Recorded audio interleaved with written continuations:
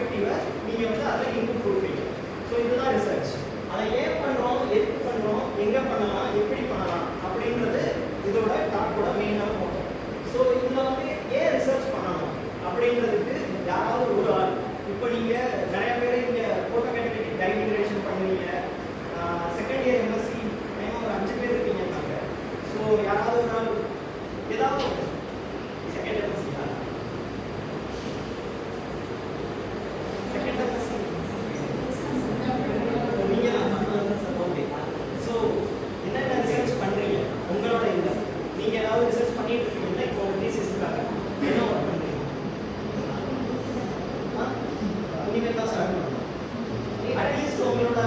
உங்களோட கைட்ஸ் இருப்பாங்கல்ல, இப்போ உங்களுக்கு பாடம் எடுக்கிறவங்க அவங்க வந்து உங்களுக்கு சொல்லியிருப்பாங்க, இதை பற்றி கொஞ்சம் படிச்சு வச்சுருங்க, இதை பற்றி கொஞ்சம் கனெக்ட் பண்ணுங்க, இதை பற்றி படி அப்படின்னு.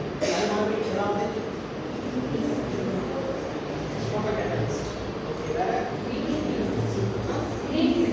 Green synthesis. ஓகே, வேற ஸோ இதுதான் ஓகே.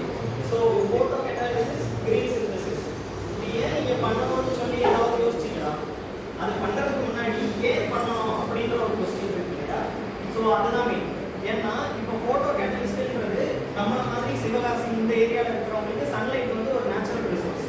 ஸோ இதை யூஸ் பண்ணி நீங்கள் என்னென்ன பண்ணலாம் அப்படின்னா, ஒரு பொல்யூட்டரை டிகிரேட் பண்ணலாம், ஒரு எனர்ஜியை ப்ரொடியூஸ் பண்ணலாம், ஹைட்ரஜனை ப்ரொடியூஸ் பண்ணலாம், CO2 வந்து CH4, CH4OH இந்த மாதிரி மாற்றலாம், CH3OH இந்த மாதிரி மாற்றலாம்.